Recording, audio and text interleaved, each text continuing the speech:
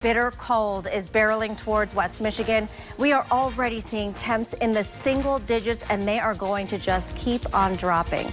So on top of the cold, lake effect snow just keeps falling with strong winds causing whiteouts on the roads around the area. I even saw that today too. The warning tonight from police: stay off the roads. It is an understatement to say it's a mess out there.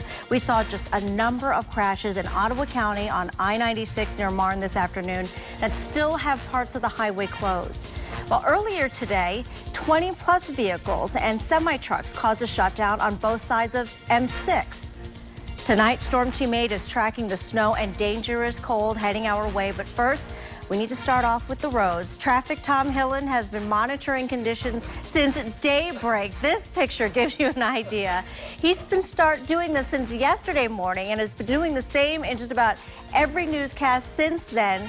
Here's a look at Tom's life over the past 48 hours. Tom, I looked really closely to see if I could see any extra gray hairs right? in the last I think there's. You guys just can't get rid of me, you know? I just love it in the Track Center so much. Well, we need you here. Now, at 6, Tom, yeah. You were warning viewers about the complete shutdowns of highways. Yeah. So how are things looking now? We still have a few out there, and the biggest one is that one in Ottawa County. Eastbound still closed in all of Ottawa County. So that is from Airline Road to Fruit Ridge right now. And as you can see, eastbound has reopened and traffic moving there once again. Now, just because these freeways are once again reopening, I don't want you to confuse that with improving conditions out there along the roads, because that's just not it. It's because cars are finally getting cleared off of the freeways. Westbound I-94 does remain shut down right now between M51 and 52nd Street.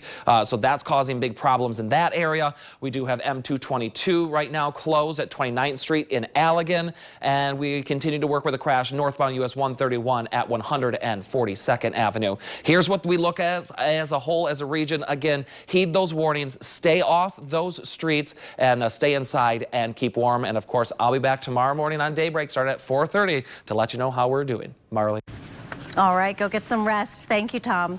A lake effect snow is making those roads very dangerous tonight. So we've kept the chief here. Bill's here to show us where the snow is the worst right now. Bill? Well, let's take a look at Holland to start out with. We've been watching the visibility go down there over the past 5 minutes, and this near blizzard going on out there.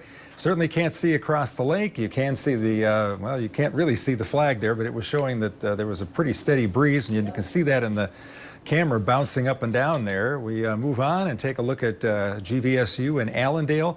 Snow's let up quite a bit here. They had a pretty good snow squall come through here within the past hour. And then finally into downtown Grand Rapids, traffic moving along slowly, but moving along, it's fairly light. Even the main roads, even the expressways are snow covered and rather slippery. So here's Kalamazoo. You can see it's snowing, over a foot of snow on the ground here in Kalamazoo, where they've had about 28 inches of snow so far this month of January. Winter storm warning and the wind chill warning continue for, well, all the way till 1 p.m. on Thursday. And we have a combination of snow, blowing and drifting snow. These snow squalls are lake effect coming in off Lake Michigan. Extremely cold air coming across the lake, producing these lake effect snow showers and snow squalls. And it could be snowing pretty good for a while, then ease up and then start right back again. Overnight tonight, we could see another 2 to 4 inches of snow on top of what we've had. These are current temperatures for Kalamazoo. It's 5 in Grand Rapids, 3 up in Big Rapids. Temperatures will be below 0 come early tomorrow morning. In fact, we're forecasting 6 below here, so a very chilly start to the day. Ellen has been tracking wind chill temperatures, and boy, some of those numbers look more like Alaska than Michigan. It does. You can definitely tell that we're getting a visit from the Arctic. Right now we're seeing those wind chills at about 15 below.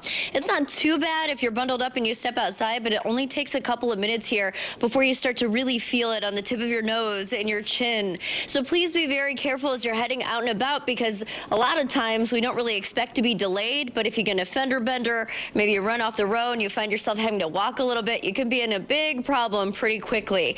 So let's talk about how much colder those wind chills are going to get here over the the next few hours. We're going to see them dropping down into the 20 to even 30 below range overnight tonight. So that starts as early as midnight. Then by 10 a.m. tomorrow, so cold that we could see even 50 below close to the Indiana state line. Look at the impact Lake Michigan has.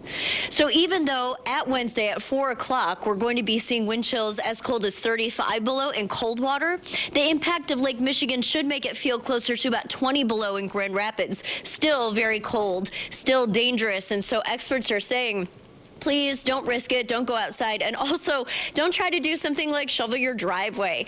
Tomorrow's just a really good day to stay inside, take a breather, and maybe tackle some of those things after the Arctic air breaks. Now, this is impacting more than just West Michigan. So coming up at 8 o'clock on woodtv.com, we're going to be visiting in with all of our sister stations across the Midwest dealing with this cold to see how each location is differing and very much the same. Marley? All right, we will see you online. Thank you, Ellen. And let's get back to those crashes along I-96 in Ottawa County now. Crews are still working to clean them up. 24-hour News 8's Barton Dieters is live near Marne with a look at how things are going. Barton?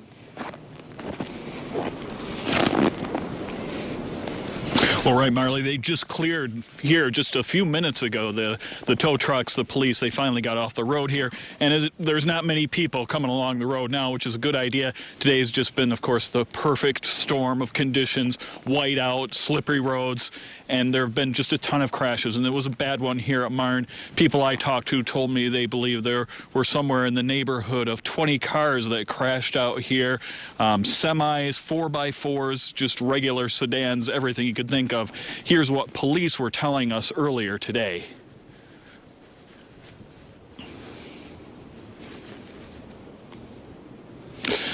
Now the roads are open here and cars are coming through, but it's sounding like a broken record, but we're going to keep saying it. Police and everyone else is saying just stay off these roads. Everybody I talked to, they said they were amazed at how bad the roads were, much worse than they would have anticipated. So it's probably worth it to heed those warnings, and it's just a good night to not be out here. Live in Marne, Barton Dieters, 24-hour News 8.